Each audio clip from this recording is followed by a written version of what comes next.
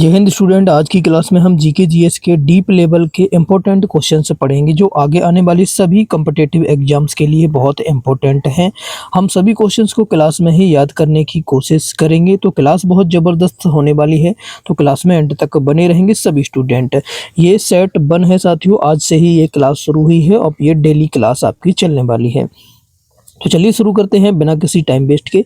पहला प्रश्न दिया है, सिंधु घाटी सभ्यता का वह एकमात्र स्थल कौन सा है जहां कोई दुर्ग नहीं पाया गया था। जहां पर कोई भी दुर्ग नहीं पाया गया था, एकमात्र स्थल सिंधु घाटी सभ्यता का। तो एकमात्र स्थल की बात की जाए तो याद रखेंगे चन्हू-दड़ो एक ऐसा स्थल था सिंधु घाटी सभ्यता का जहां पर कोई भी दुर्ग नहीं पाया गया था। चन्हू-दड़ो एकमात्र ऐसा हड़प्पा कालीन स्थल है जो बिना गढ़ या दुर्ग का था। यह मुख्य रूप से मनके बनाने और शिल्प कौशल का प्रमुख औद्योगिक केंद्र था। तो डी बिल्कुल सही जवाब होगा। इस तरीके से हम यहाँ से याद रखेंगे। व्याख्या आपको जरूर पढ़नी है स्टूडेंट, उससे आपको क्वेश्चन से माइंड में बना रहेगा। अगले प्रश्न की ओर चलते हैं। ऋग्वेद में किस प्रमुख नदी को आस्कनी के नाम से जाना जाता था। ऋग्वेद काल में किस प्रमुख नदी को आस्कनी के नाम से जाना जाता था। इंपॉर्टेंट क्वेश्चन हैं और अच्छे लेवल के क्वेश्चन हैं साथियों, जो एग्जाम में बन सकते हैं। अब एग्जाम में इजी क्वेश्चंस नहीं आते हैं, ये आपको याद रखना है। अच्छे लेवल के क्वेश्चंस आते हैं, होम गार्ड को ही आप देख सकते हैं। तो यहाँ पर सही जवाब होगा आपका चेनाब। जो आस्कनी नदी जो है उसे चेनाब के नाम से जाना जाता है। प्रमुख नदी को आस्कनी के नाम से चेनाब नदी को ही जाना जाता है। वैदिक साहित्य में वर्तमान चेनाब नदी को आस्कनी कहा गया है, जबकि झेलम को विस्तरता और रावी को परुष्णी कहा जाता था। ये साथियों जो नाम है जो बहुत ज़्यादा इंपॉर्टेंट है। बाकी झेलम को विस्तरता और रावी को परुष्णी कहा जाता था, जो आपको बहुत ज़्यादा इंपॉर्टेंट है साथियों। ये प्रश्न डीप लेवल में आपके पूछे जा सकते हैं। अगला है, सम्राट अशोक के किस शिलालेख में कलिंग युद्ध के भयानक परिणामों और उनके हृदय परिवर्तन का उल्लेख मिलता है। अशोक सम्राट के किस शिलालेख में, जल्दी से बताएंगे स्टूडेंट। तो तीसरे का सही जवाब आप देखेंगे तो यहाँ पर आपके 13वें शिलालेख में जो है परिवर्तन का उल्लेख मिलता है, हृदय परिवर्तन का उल्लेख मिलता है। अशोक के 13वें बृहद शिलालेख में, जिसका नाम क्या है, बृहद शिलालेख है, में 261 ईसा पूर्व में हुए कलिंग युद्ध और उसके बाद धम्म यानी कि धर्म के मार्ग को अपनाने का विस्तृत वर्णन है। जो स्टूडेंट है, अशोक सम्राट ने बौद्ध धर्म अपनाया था, उसका जो है विस्तृत वर्णन दिया गया है। बी बिल्कुल राइट आंसर होगा। दिल्ली सल्तनत में सैनिकों और अधिकारियों का वेतन बदले भूमि देने की एकता प्रणाली की शुरुआत किसने की थी। दिल्ली सल्तनत में सैनिकों को अधिकारियों का वेतन के बदले भूमि देने की एकता प्रणाली, यानी कि वेतन की जगह पर उनको भूमि दी जाएगी, यह प्रणाली किसने शुरू की थी। तो इस प्रणाली की शुरुआत जो याद रखेंगे स्टूडेंट, आपकी इल्तुतमिश ने की थी। इल्तुतमिश ने सुव्यवस्थित प्रशासन के लिए साम्राज्य को एकताओं यानी प्रांतों में विभाजित किया और नगद वेतन के बजाय भू राजस्व वसूलने का अधिकार अधिकारियों को दे दिया गया।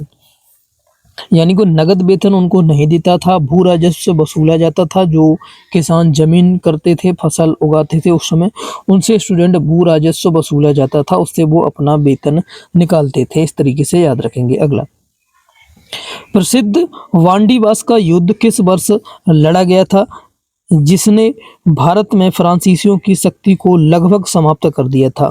प्रसिद्ध वांडीवास का युद्ध जल्दी से बताएंगे कौन से वर्ष में लड़ा गया था। तो स्टूडेंट ये आपका लड़ा गया था 1760 ईस्वी में, 1760 ईस्वी में, याद रखेंगे 1760 में अंग्रेजों और फ्रांसीसियों के बीच हुए इस युद्ध में अंग्रेजों की निर्णायक जीत हुई थी। इसमें अंग्रेजों की जो है जीत हो गई थी, याद रखेंगे। अगला, गुजरात भाषा में स्तर गोफ्तर का नामक समाचार पत्र संपादन निम्नलिखित में से किसने किया था।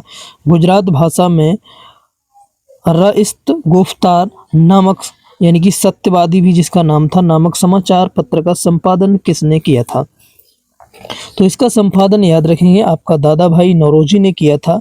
Grand old man of India के नाम से प्रसिद्ध दादा भाई नौरोजी ने 1851 में पारसी समुदाय में समाज सुधार के लिए इस समाचार पत्र की शुरुआत की थी? पारसी समाज में जो है समाज सुधार के लिए इस पत्र की शुरुआत की थी कब? 1891, 1851 डेट आपको याद रखनी है स्टूडेंट। अगला, वर्ष 1924 में हिंदुस्तान रिपब्लिकन एसोसिएशन HRA नामक क्रांतिकारी संगठन की स्थापना किस शहर में हुई थी? हिंदुस्तान रिपब्लिकन एसोसिएशन की स्थापना कौन से शहर में हुई थी? तो याद रखेंगे इसकी स्थापना आपकी कानपुर में हुई थी। रामप्रसाद बिस्मिल और सची चंद्रनाथ सान्याल और योगेश चंद्र चटर्जी जैसे क्रांतिकारियों ने सशस्त्र क्रांति के माध्यम से ब्रिटिश शासन को उखाड़ फेंकने के लिए कानपुर में HRA की स्थापना की थी, यानी कि हिंदुस्तान रिपब्लिकन एसोसिएशन की स्थापना की थी। किसके लिए? ब्रिटिश शासन को उखाड़ फेंकने के लिए। याद रखेंगे, बी बिल्कुल राइट आंसर है, कानपुर में हुई थी। भारत में पुर्तगाली साम्राज्य का पहला वायसराय कौन था जिसने ब्लू वाटर पॉलिसी अपनाई थी, यानी कि शांत जल की नीति अपनाई थी? जल्दी से बताएंगे कौन सा पुर्तगाली साम्राज्य का पहला वायसराय कौन था? तो पहला वायसराय की बात करेंगे आपका फ्रांसिस्को डी अल्मीडा था। कौन था? Francisco de Almeida. 1505 में फ्रांसिस्को डी अल्मीडा को पहला पुर्तगाली वायसराय बनाकर भेजा गया था, जिसका मुख्य उद्देश्य हिंद महासागर पर पुर्तगाली नौसैनिक वर्चस्व स्थापित करना था। 1505 ईस्वी में, याद रखेंगे डेट को। भारतीय संविधान के किस अनुच्छेद में मौलिक अधिकारों के हनन पर सर्वोच्च न्यायालय द्वारा रिट जारी करने का प्रावधान है? मौलिक अधिकारों का हनन पर सर्वोच्च न्यायालय द्वारा रिट जारी करने का प्रावधान है। तो अनुच्छेद 32 के तहत है। इसी को ही साथियों संविधान की आत्मा डॉक्टर BR अम्बेडकर ने कहा था। आर्टिकल 32, डॉक्टर BR अम्बेडकर ने अनुच्छेद 32 संवैधानिक उपचारों का अधिकार को संविधान की हृदय और आत्मा कहा था, जिसके तहत सुप्रीम कोर्ट 5 प्रकार की रिट जारी कर सकता है। इसके तहत सुप्रीम कोर्ट जो है 5 प्रकार की रिट जारी कर सकता है, याद रखेंगे। भारतीय संविधान के मूल कर्तव्य किस समिति की सिफारिश पर जोड़े गए थे? मूल कर्तव्य फंडामेंटल राइट्स जो ड्यूटीज हैं साथियों, किस समिति की सिफारिश पर जोड़े गए थे? तो याद रखेंगे यह आपके स्वर्ण सिंह समिति के सिफारिश पर जोड़े गए थे। 1976 में 42वें संविधान संशोधन द्वारा सरदार स्वर्ण सिंह समिति की सिफारिशों के आधार पर संविधान में भाग 4A और अनुच्छेद 51A को शामिल किया गया था। याद रखेंगे 1976 में 42वें संविधान संशोधन हुआ था। डेट को याद रखेंगे और संशोधन भी याद रखना है। संविधान का कौन सा भाग केंद्र और राज्यों के बीच विधायिकी और प्रशासनिक संबंधों का वर्णन करता है? विधायी और प्रशासनिक संबंधों का वर्णन करता है। तो याद रखेंगे स्टूडेंट भाग 11 में बात हुई है। बी बिल्कुल राइट आंसर होगा इसके लिए। भारतीय संविधान का भाग 11 अनुच्छेद 245 से 263 तक संघ और राज्यों के बीच शक्तियों के बंटवारे और संबंधों को स्पष्ट करता है। अनुच्छेद 245 से 263 भाग 11 है, याद रखेंगे। बी बिल्कुल सही जवाब होगा। राज्य लोक सेवा आयोग के अध्यक्ष की नियुक्ति राज्यपाल करता है, लेकिन उसे पद से हटाने का अधिकार किसे प्राप्त है? उसे पद से हटाने का अधिकार जो प्राप्त है, याद रखेंगे, आपका भारत के राष्ट्रपति को है। राज्य लोक सेवा आयोग के सदस्यों को केवल उसी प्रक्रिया और आधार पर भारत के राष्ट्रपति द्वारा हटाया जा सकता है जिस आधार पर यूपीएससी के सदस्यों को हटाया जाता है। याद रखेंगे, जिस आधार पर यूपीएससी के सदस्यों को हटाया जाता है। नेक्स्ट क्वेश्चन, संविधान के संशोधन द्वारा भारत में मतदान की न्यूनतम आयु 21 वर्ष से घटाकर 18 वर्ष कर दी गई थी। तो स्टूडेंट इसका सही जवाब आपको होने वाला है ए। 61वें संविधान संशोधन के द्वारा 21 वर्ष से घटाकर मतदान की आयु 18 वर्ष कर दी गई थी। वर्ष 1989 में लागू हुए 61वें संविधान संशोधन अधिनियम 1988 के द्वारा लोकसभा और विधानसभा चुनावों में वोट डालने की आयु को कम कर दिया गया था। कब? 1989 में ये आपका संविधान हुआ था। कब? संशोधन 1989 में लाए गए 61वें संविधान संशोधन से हुआ था, याद रखेंगे। स्वतंत्रता के बाद भाषाई आधार पर गठित होने वाला भारत का पहला राज्य कौन सा था? बहुत ज़्यादा इंपॉर्टेंट है क्वेश्चन, ये कई बार साथियों एग्जाम में रिपीट होता है। स्वतंत्रता के बाद भाषाई आधार पर गठित होने वाला भारत का पहला राज्य कौन था जिसकी गणना जो स्टूडेंट जो गठित हुआ था वो आपका बना था जो राज्य, वो साथियों भाषा के आधार पर बना था। तो भाषा के आधार पर बनने वाला राज्य आपको याद रखना है आंध्र प्रदेश बना था। डी बिल्कुल सही जवाब होगा। पोट्टी श्रीमालू के 56 दिनों के आमरण अनशन और उनके निधन के बाद हुए भारी विरोध के कारण 1 अक्टूबर 1953 को तेलुगु भाषी क्षेत्रों को मिलाकर आंध्र प्रदेश का गठन किया गया था। 1953 में जो वहाँ के पोट्टी श्री रामुलू के जो 56 दिन के आमरण अनशन पर ये बैठे हुए थे, प्रोटेस्ट कर रहे थे, उसके कारण ये हुआ था 1953 में। 1953 आपको डेट याद रखनी है स्टूडेंट, 1953। अगले क्वेश्चन की ओर चलते हैं। भारत के नियंत्रक एवं महालेखक परीक्षक कैग का कार्यकाल कितना होता है? कई बार पूछा जाता है स्टूडेंट। तो कैग का कार्यकाल आपको याद रखना है 6 वर्ष या 65 वर्ष की आयु जो भी पहले हो तब तक के लिए होता है। संविधान के अनुच्छेद 148 के तहत नियुक्त कैग का कार्यकाल 6 वर्ष का होता है, लेकिन ये जो है इससे पहले 65 वर्ष की आयु पूरी कर लेता है तो उसे सेवानिवृत्ति होना पड़ता है। यानी कि इस कार्यकाल के पूरा होने से पहले उसकी आयु 65 वर्ष अगर हो जाती है तो उसे रिटायरमेंट दे दी जाती है। याद रखेंगे अनुच्छेद 148 के तहत ऐसा किया जाता है।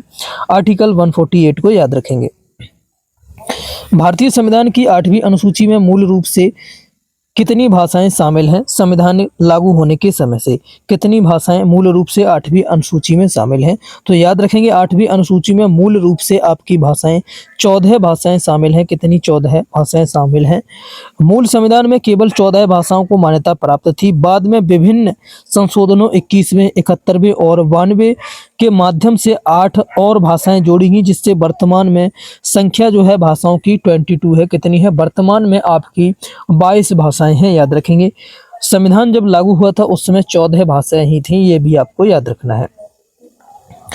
न्यायपालिका द्वारा जारी की जाने वाली रिट अधिकार परीक्षा का शाब्दिक अर्थ क्या है? न्यायपालिका द्वारा जो रिट जारी की जाती है अधिकार परीक्षा, इसका शाब्दिक अर्थ क्या होता है? तो शाब्दिक अर्थ याद रखेंगे स्टूडेंट, इसका शाब्दिक अर्थ आपका होता है आपका अधिकार क्या है। आपका अधिकार क्या है?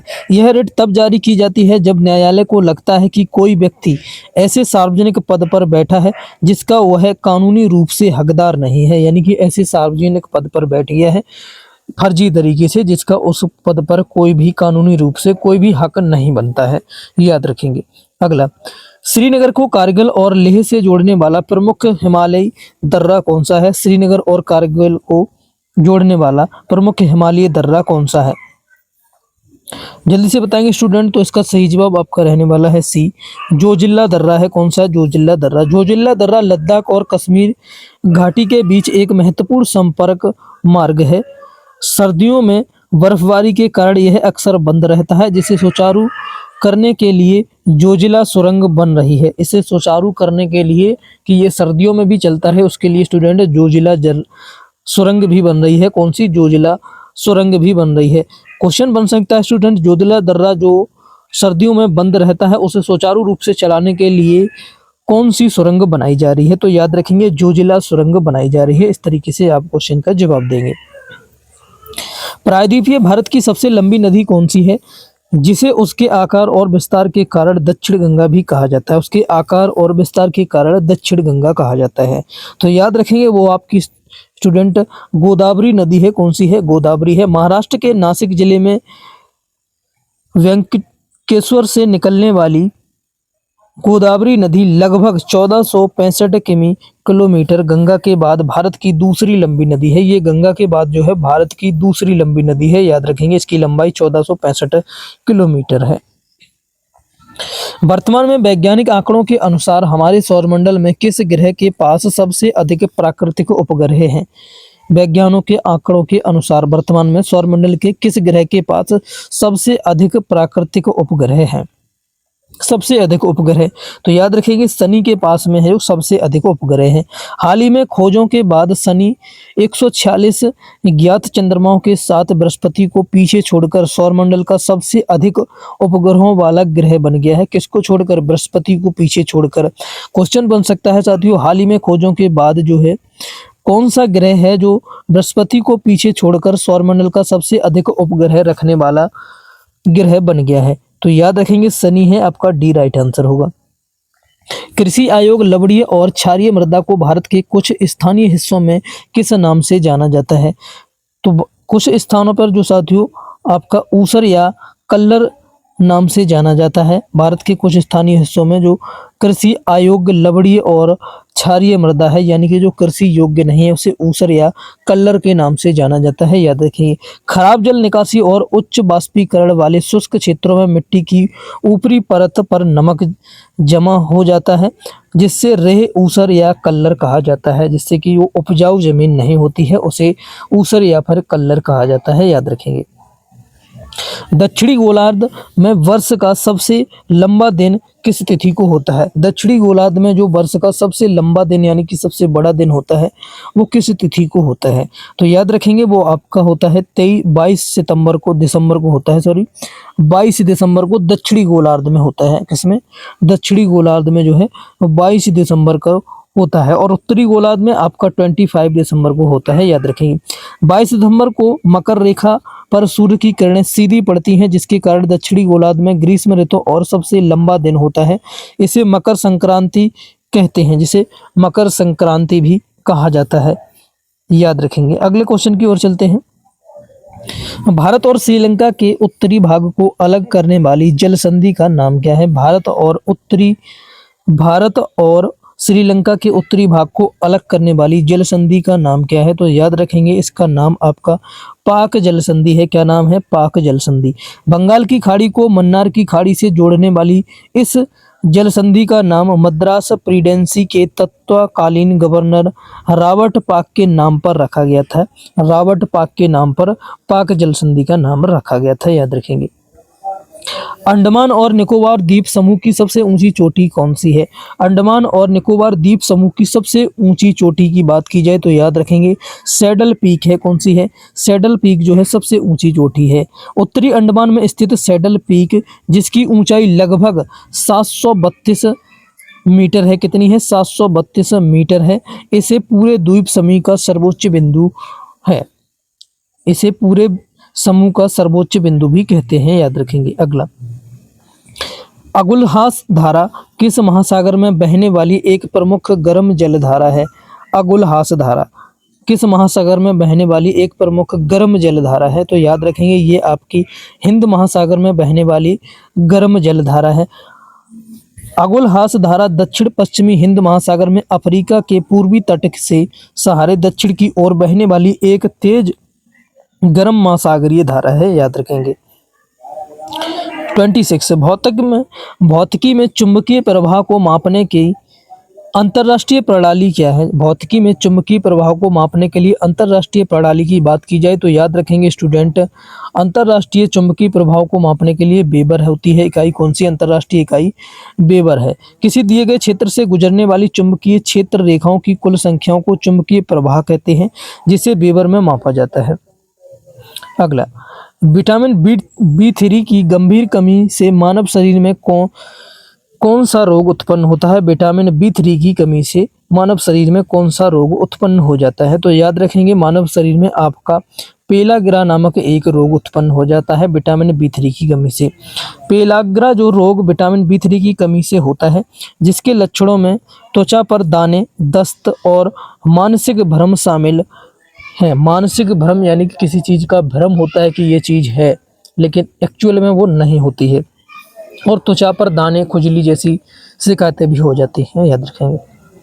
कमरे के तापमान पर तरल अवस्था में रहने वाली धातु पारे का सबसे महत्वपूर्ण अयस्क कौन सा है? पारे का सबसे महत्वपूर्ण अयस्क कौन सा है?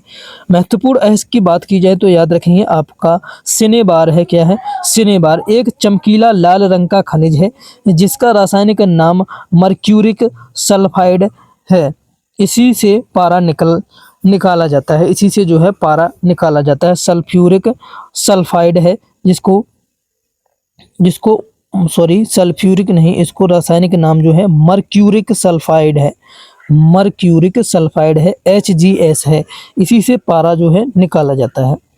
अगला, मानव रक्त के किस समूह को सार्वभौमिक प्राप्तकर्ता माना जाता है? मानव रक्त के किस समूह को सार्वभौमिक प्राप्तकर्ता? यूनिवर्सल एक्सेप्टर, यानी कि जो हर ब्लड ग्रुप को एक्सेप्ट कर सकता है। याद रखेंगे, वो आपका होता है ए बी पॉजिटिव होता है। कौन सा? ए बी पॉजिटिव जो है यूनिवर्सल एक्सेप्टर होता है।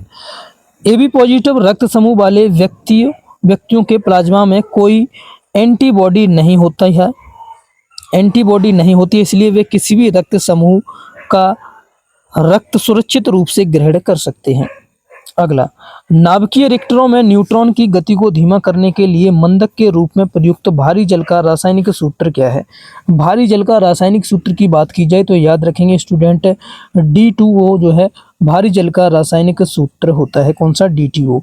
भारी जल हैवी वाटर का रासायनिक नाम ड्यूटेरियम ऑक्साइड होता है, D2O। यह हाइड्रोजन के भारी समस्थानिक ड्यूटेरियम से बना होता है। अगला, अत्यधिक उच्च तापमान जैसे सूर्य या भट्टियों का तापमान को दूर से मापने के लिए किस उपकरण का उपयोग किया जाता है? अत्यधिक तापमान को दूर से मापने के लिए कौन से उपकरण का उपयोग किया जाता है? तो याद रखेंगे इसके लिए आपको पायरोमीटर का उपयोग किया जाता है। पायरोमीटर एक रिमोट सेंसिंग थर्मामीटर है जो वस्तु से निकलने वाले थर्मल विकिरण को मापकर उसका तापमान बताता है। पायरोमीटर जो दूर से ही तापमान को माप देता है। इस तरह से क्वेश्चन बन सकता है, याद रखेंगे। मानव शरीर की सबसे बड़ी ग्रंथि कौन सी है जो पित्त रस का निर्माण करती है? सबसे बड़ी ग्रंथि कौन सी है जो पित्त रस का निर्माण करती है? तो सबसे बड़ी ग्रंथि वो आपकी यकृत है, इसी से पित्त रस का जो है निर्माण होता है। यह यकृत मानव शरीर का सबसे बड़ा आंतरिक अंग और ग्रंथि है। यह भोजन को पचाने, विषाक्त पदार्थों को फिल्टर करने और ऊर्जा स्टोर करने का काम करता है। नेक्स्ट क्वेश्चन देखेंगे। इसी तरह से स्टूडेंट अगले प्रश्न की ओर चलेंगे। न्यूटन के गति के पहले नियम को अन्य किस नाम से जाना जाता है? न्यूटन के गति का जो पहला नियम था उसे अन्य किस नाम से और जाना जाता है? तो याद रखेंगे इसका दूसरा अन्य नाम जो था आपका जड़त्व का नियम के नाम से जाना जाता है। जड़त्व के नियम के अनुसार जब तक किसी वस्तु पर कोई बाहरी बल न लगाया जाए तब तक स्थिर वस्तु स्थिर रहती है और गतिमान वस्तु गति में रहती है। इसके अनुसार इसी को जड़त्व का नियम कहते हैं, याद रखेंगे। हवा में यात्रा करने वाली ध्वनि तरंगें भौतिकी में किस प्रकार की तरंगों का उदाहरण है? हवा में यात्रा करने वाली ध्वनि तरंगें, तो याद रखेंगे स्टूडेंट, हवा में यात्रा करने वाली ध्वनि तरंगें जो है अनुदैर्ध्य तरंगें कहलाती हैं। कौन सी? अनुदैर्ध्य तरंगें। अनुदैर्ध्य तरंगों में माध्यम के कण तरंग की दिशा में समानांतर कंपन करते हैं। ध्वनि तरंगों को यात्रा करने के लिए ठोस, द्रव या गैस जैसे माध्यम की आवश्यकता होती है। अगला, अर्थशास्त्र में आहस्तक्षेप नीति का मुख्य अर्थ क्या है? आहस्तक्षेप नीति का जो मुख्य अर्थ है अर्थशास्त्र में वो आपका है अर्थव्यवस्था में सरकारी हस्तक्षेप का ना होना। अर्थव्यवस्था में जो है सरकारी हस्तक्षेप का ना होना। यह मुक्त बाजार पूंजीवादी का एक सिद्धांत है जिसका मानना है कि व्यापार और आर्थिक गतिविधियों को सरकारी नियमों और सब्सिडी से पूरी तरह मुक्त होना चाहिए। अगला, खुले बाजार की क्रियाएं निम्नलिखित में से किसकी एक प्रमुख मौद्रिक नीति उपकरण है? खुले बाजार की क्रियाएं, याद रखेंगे स्टूडेंट, खुले बाजार की क्रियाएं जो हैं वो आपकी भारतीय रिजर्व बैंक यानी कि RBI की मौद्रिक नीति उपकरण है। इसके तहत केंद्रीय बैंक RBI अर्थव्यवस्था में धन की आपूर्ति को नियंत्रित करने के लिए वाणिज्यिक बैंकों को सरकारी प्रतिभूतियों की खरीद और बिक्री करता है। अर्थशास्त्र में गिफिन वस्तुओं के मामले में मूल्य और मांग के बीच क्या संबंध देखा जाता है? गिफिन वस्तुओं के मामले में मूल्य और मांग के बीच क्या संबंध देखा जाता है? तो याद रखेंगे इनके बीच में आपका मूल्य बढ़ने पर मांग भी बढ़ जाती है। गिफिन वस्तुएं ऐसी घटिया वस्तुएं होती हैं जिनकी कीमत बढ़ने पर गरीब लोग इसके विकल्प न खरीद पाने के कारण इन्हीं वस्तुओं का उपभोग बढ़ा देते हैं। क्या करते हैं? उपभोग बढ़ा देते हैं। अंतर्राष्ट्रीय व्यापार को नियंत्रित करने वाले विश्व व्यापार संगठन WTO का मुख्यालय कहाँ पर स्थित है? WTO के मुख्यालय की बात की जाए स्टूडेंट तो याद रखेंगे ये आपका स्थित है। कहाँ पर स्थित है? WTO का जो मुख्यालय है वो आपका पेरिस के फ्रांस में है। कहाँ पर है? पेरिस के फ्रांस में है, याद रखेंगे पेरिस के फ्रांस में है। WTO का जो मुख्यालय है स्टूडेंट पेरिस के फ्रांस में है। WTO की स्थापना 1 जनवरी 1995 को गेट के स्थान पर की गई थी। इसका मुख्यालय स्विट्जरलैंड के जेनेवा में है। कहाँ पर है स्टूडेंट? याद रखेंगे इसका जो मुख्यालय है वो आपका यहाँ पर थोड़ी सी मिस्टेक हुई है स्टूडेंट। इसका जो मुख्यालय है वो आपका जेनेवा में है, ना कि पेरिस में है, याद रखेंगे। जेनेवा के स्विट्जरलैंड में है। नेक्स्ट क्वेश्चन देखेंगे इस तरीके से स्टूडेंट। अगला प्रश्न हमें दिया है, राष्ट्रीय कृषि और ग्रामीण विकास बैंक नाबार्ड की स्थापना किस समिति की सिफारिश पर की गई थी? नाबार्ड की स्थापना जो स्टूडेंट याद रखेंगे वो आपकी बी शिवरामन समिति के सिफारिश पर की गई थी। ग्रामीण सड़क की आवश्यकताओं को पूरा करने के लिए 12 जुलाई 1982 को बी शिवरामन समिति की सिफारिश पर नाबार्ड की स्थापना की गई थी। कब? 1982 में की गई थी। 1982 डेट को याद रखेंगे स्टूडेंट, बहुत ज़्यादा इंपॉर्टेंट है। अगला, प्रच्छन्न या छिपी हुई बेरोजगारी भारत के किस क्षेत्र की सबसे बड़ी समस्या है? छिपी हुई बेरोजगारी, जिसे प्रच्छन्न भी कहते हैं, भारत के किस क्षेत्र की सबसे बड़ी समस्या है? तो याद रखेंगे स्टूडेंट, ये भारत के आपके कृषि क्षेत्र की सबसे बड़ी समस्या है। जब किसी काम में आवश्यकता से अधिक लोग लगे हों तो इसे प्रच्छन्न बेरोजगारी कहते हैं, जो भारतीय कृषि में आम है। यदि कुछ लोगों को हटा भी दिया जाए तो उत्पादन पर कोई फर्क नहीं पड़ता है। तो यहाँ पर स्टूडेंट ए बिल्कुल राइट आंसर होगा, याद रखेंगे। अगला, अर्थशास्त्र में फिलिप्स वक्र मुख्य रूप से किन दो आर्थिक कारकों के बीच विपरीत संबंध को दर्शाता है? अर्थशास्त्र में फिलिप्स वक्र जो है मुख्य रूप से किन दो आर्थिक कारकों के बीच में विपरीत संबंध को दर्शाता है? इस प्रश्न का जवाब देखेंगे स्टूडेंट, क्या सही जवाब रहने वाला है। तो इसका सही जवाब आपका रहेगा मुद्रास्फीति की दर और बेरोजगारी को दर्शाता है। याद रखेंगे स्टूडेंट, फिलिप्स द्वारा प्रस्तुत यह वक्र बताता है कि जब मुद्रास्फीति महंगाई बढ़ती है तो बेरोजगारी घटती है, और जब महंगाई कम होती है तो बेरोजगारी बढ़ती है। याद रखेंगे, डी बिल्कुल राइट आंसर होगा स्टूडेंट। आज की क्लास में स्टूडेंट इतने ही क्वेश्चंस लाया हूँ, और इससे भी ज़्यादा इम्पोर्टेंट क्लास जो है कल आएगी स्टूडेंट। आशा करते हैं क्लास आपको अच्छी लगी होगी, तो लाइक शेयर कर देंगे अपने सभी दोस्तों के साथ। और जो साथी चैनल से नए जुड़े हैं, चैनल को सब्सक्राइब करके बेल आइकन को ऑन कर लेंगे। जो भी साथी यूपी पुलिस कांस्टेबल की तैयारी कर रहे हैं, तो RW की जो ऑफलाइन टेस्ट सीरीज साथियों चैनल पर चल रही है, 2 मॉडल पेपर उसमें हो चुके हैं साथियों, तीसरा मॉडल पेपर कल आपका आने वाला है। तो साथी जाकर आप देख सकते हैं, जिन भी साथी को एग्जाम है यूपी पुलिस कांस्टेबल का किसी भी शिफ्ट में साथियों, तो एक अच्छी प्रैक्टिस चल रही है, तो जाकर आप देख सकते हैं साथियों। और जीके जीएस की साथियों ये डीप लेवल की जो क्लास है वो आपकी डेली चलने वाली है। तो साथियों चैनल को सब्सक्राइब करके बेल आइकन को ऑन कर लें साथियों। इसका आप पीडीएफ चाहते हैं तो पीडीएफ के लिए टेलीग्राम चैनल को हमारे ज्वाइन कर लें, लिंक वीडियो के डिस्क्रिप्शन में मिल जाएगा, वहाँ पर आपको ये पीडीएफ बिल्कुल फ्री में मिल जाएगी, जिससे आप एक अच्छी प्रैक्टिस कर सकते हैं। मिलते हैं अगली क्लास में, तब तक के लिए थैंक यू, जय हिंद। कोई क्वेश्चन क्वेरी है तो कमेंट में जरूर पूछना।